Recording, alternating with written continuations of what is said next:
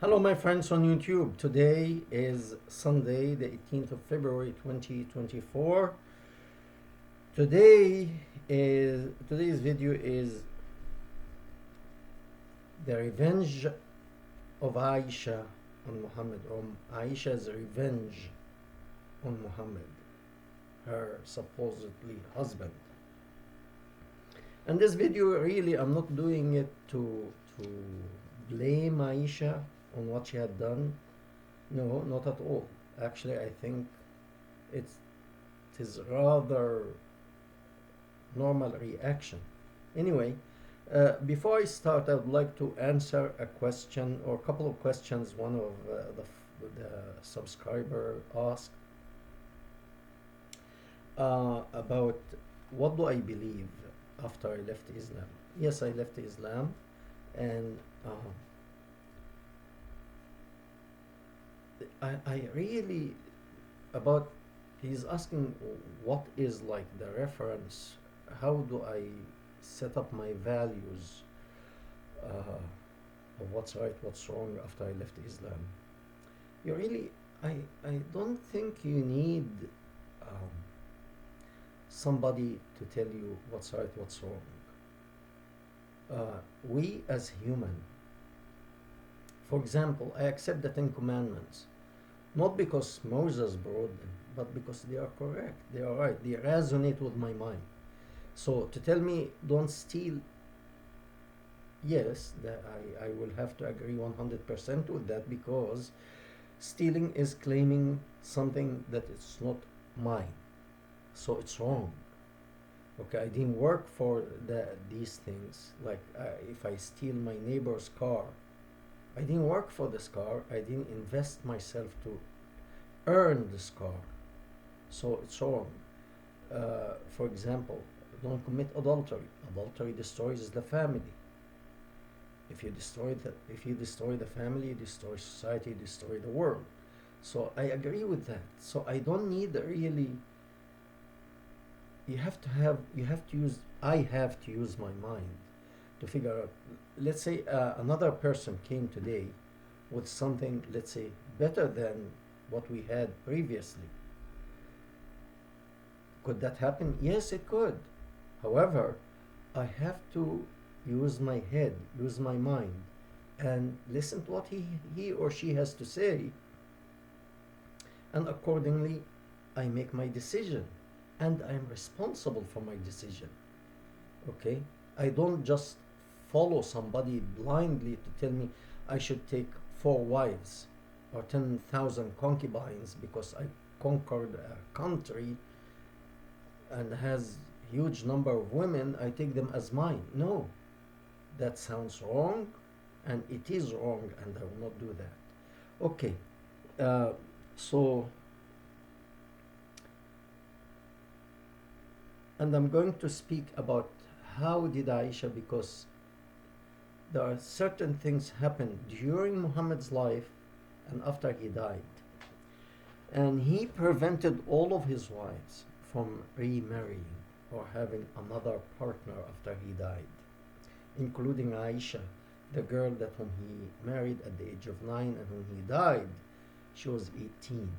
That's the age of marriage normally. Yet she was prevented from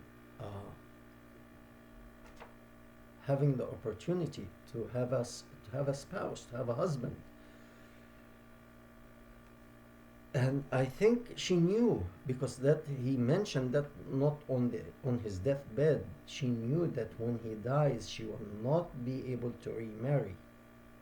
So she was deceived. She was sold by her parents to this old man as a child, as a business deal, and she was victim. She was a victim of that deal. She had no saying at the age of 6 years old or 9 years old to say or do anything about it.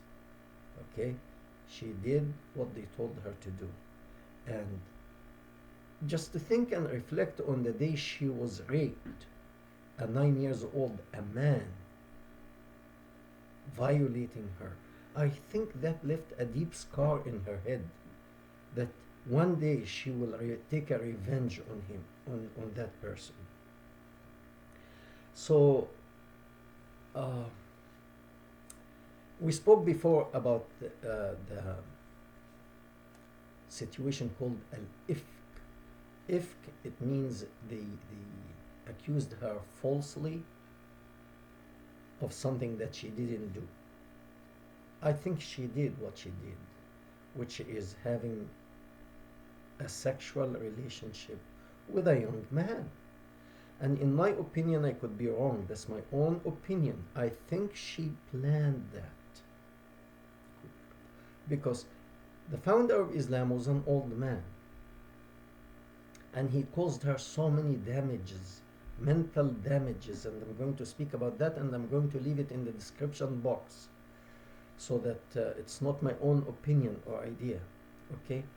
When he was alive, he did so many things that it really, if this is my wife, or any woman, a wife, will feel pain of what he had done. So, for example, when she knows that after he conquered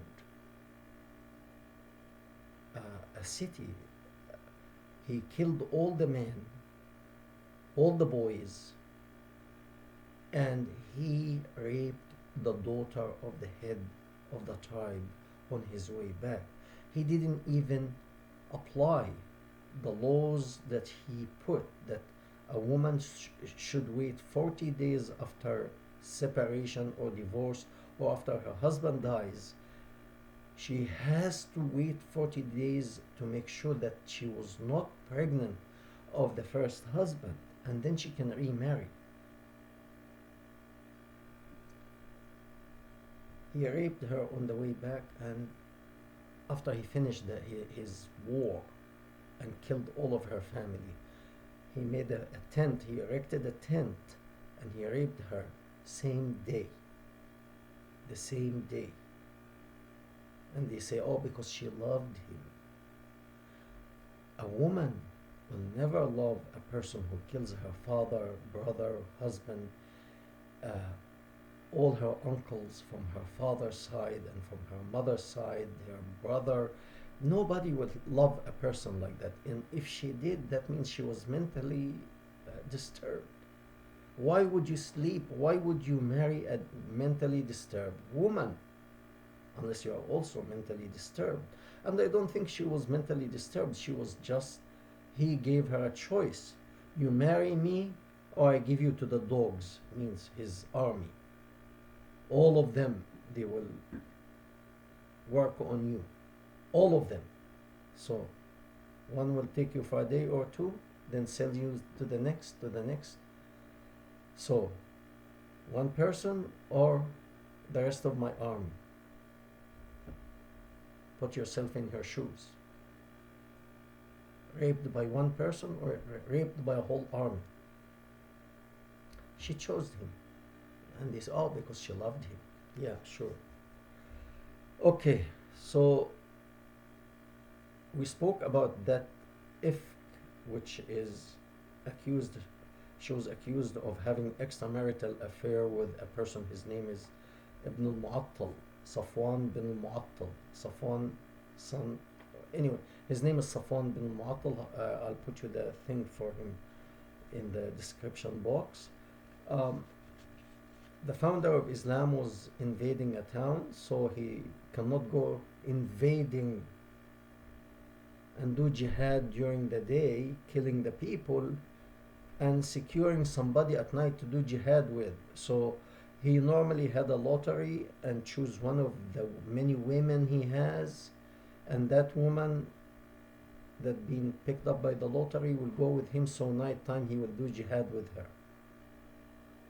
So that day, the lottery came to Aisha. And that's when I think, I'm very sure that she arranged with the young man, Safwan bin Mu'attal, to stay behind and spend the night in the desert together. What were they doing in the desert together? Like one person may ask, what was Bill Clinton doing on Epstein's Island 26 times. He didn't have a place to smoke cigar in his own home. Was he smoking cigar there? No. We know what he was doing on Epstein Island. And Safwan bin Mu'attal and Aisha stayed in the desert one night together. They were not talking about how to pray at night. No, no. And when they left, the look, the look on their faces shows. And the Prophet of Allah knew that, and he couldn't do anything. She studied what to do. She wanted to hurt him as he did to her. So, she knew that he raped a woman after he killed all of her family. She couldn't say anything. He knows that when he saw the wife of his adopted son with little clothing on, he couldn't hold himself. He commanded him to divorce her so he can have sexual relationship with her. That also left certain hurt in Aisha. What are you? And she told him, I see that God is following you to fulfill your desire. That's in the Quran. So she told him what she thinks. She knew what he was doing. And to declare that to a dictator, she put her life on the line because he could have killed her. Okay? But she said it. She knew that this is nonsense. He is trying to fulfill his sexual desire with whomever he likes. So, he liked his adopted son's wife. He took her. He took her. When Hafsa, the daughter of the second caliphate, she caught him with her servant on her bed committing adultery. She went to the market or she went out for a while, she came back. He was having intercourse with her servant on her bed. And she became very angry. And she spoke to Aisha, and Aisha was very angry. And the rest of the women of his wives, even though it's many wives, but that was society back then. You can have more than one wife. But these are your wives. And then you do that with a servant. And then, of course, Allah sent him a couple of verses. Yeah, go ahead and marry Maria the Copt, the Egyptian servant. It's okay. Don't listen to these wives. Fulfill your sexual desire. Aisha was aware of that. That hurt. He was with his friends, sitting outside the house, and he saw a Muslim woman passing on the street, and he knew her. And I guess he was thinking of her a lot. She stirred his sexual desire, so what he did, he left his friends outside, he went inside the house. It was the house of the wife of his adopted son that time, and he did what he did with her. He came back out to them and he told them, the woman come in a face of Satan and depart of like looking like Satan as she comes, and depart as a Satan when she depart in the image of a Satan. So having Aisha witness all that hurt and all that he had done, she's a human being, okay, and she was young, and he prevented her from getting married after he dies.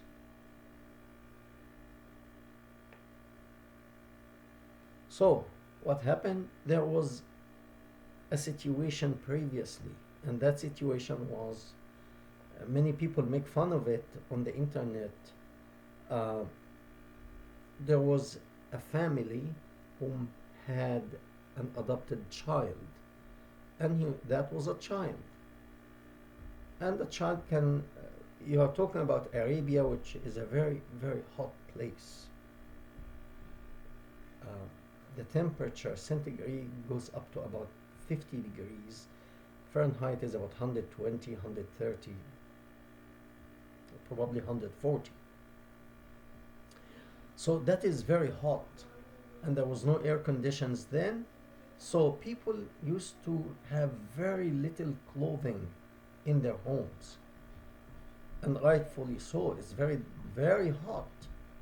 Okay, so uh, I the wife of Muhammad's adopted son was at her home hardly with any clothing. And Muhammad opened the door and he saw her naked or almost naked, and he saw that she was beautiful. He commanded his adopted son to divorce her, and he married her himself. And that lady whom she complained, or rather told Muhammad, my husband started to feel unease, not at ease, to see our adopted son coming in and out, because now he's a grown-up man, he has a beard, and I'm sitting home with my little clothes in that heat, and my husband is not at ease. And he's our adopted son, but now he's a man. What to do? So he said that famous phrase, nurse him, give him your breast to nurse 5 times, to drink your milk until he's satisfied, full. He finishes the milk on the breast on the right side, give him the left side, or vice versa. 5 times he has to drain all your milk, and then he will be your son. So with that, go ahead. So she did, and okay, now he cannot, she can sit even naked in front of him, because now he is really a true son. And this is very difficult for many Muslims to deal with, because they feel, how can we reconcile with this? So some people said, oh, that was for that incident only. If it was for that incident only, then Aisha violated the tradition of the Prophet, because she used this hadith to have many young men enter her house. And I'm not blaming her for that. It is normal. All animals and nature and birds, everything, we have sexual desire, men and women.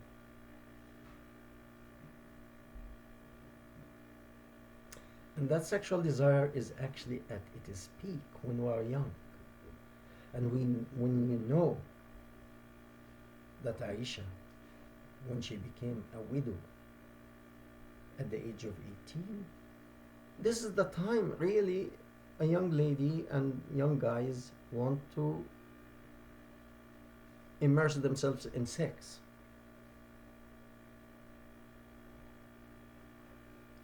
So she's 18, and the previous time she was with that old man. She didn't enjoy, I don't think she enjoyed being with that old man. Because when she was 9, she was violated.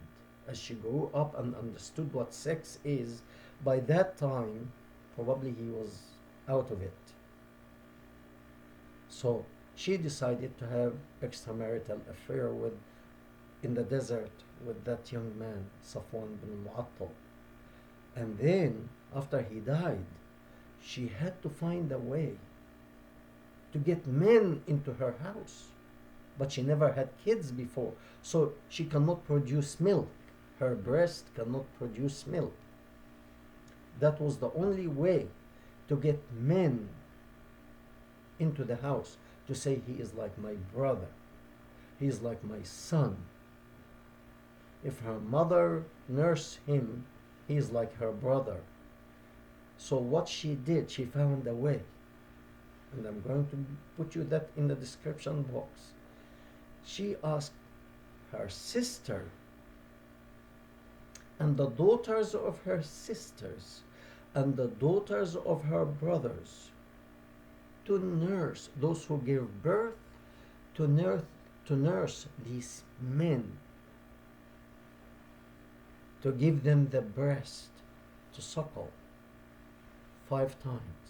So she becomes like their aunt, so that they can enter at any time, day and night, because you are you are part of the family. And behind closed door, nobody what this family is doing. But from what I read, they used to have wet dreams in her home. So it's either they were talking about sex or doing sex. One of the people, while he was there, he had a wet dream, and he was washing the semen, and her servant ran to him. She said, "No, no, no, you don't need to do that." And then she goes to tell Aisha, he had a wet dream and he's washing the semen. She runs, "No, no, you don't need to do this. This is the way I used to do it with the Prophet. May the blessing of Allah be with on him. I used to scratch it dry with it until it's dry and scratch it with my fingernail to get it off. But if it's wet," she has to explain the whole thing. "If it is still wet, yeah, you can wash. But if it's dry, you just..." So now Muslim leaders they are really in dilemma. Before the internet, all that was hidden. Only few people knew about it. But now I'm going to put you this in the description box. I hope you enjoy that. I'm sorry, it's not for enjoyment actually, but is rather for education, to learn what Islam is. And I'm going to put all the hadith, all these things that happened. And there's one video, it's in Arabic. I'm sorry, I couldn't find it in English, because that clerk, he's very clear. Because many people say, "Oh, the Prophet didn't mean that the person will take the nipple and suckle." No, she will put the milk, she will squeeze the milk into a cup, and then he will drink the milk. And this traditional Muslim clerk, he's saying in Arabic, if you have somebody to translate it to you, you can. He's saying that's nonsense. There is difference between drink and suckle. Anyway, please subscribe and touch the bell and listen to what we have to say. Thank you.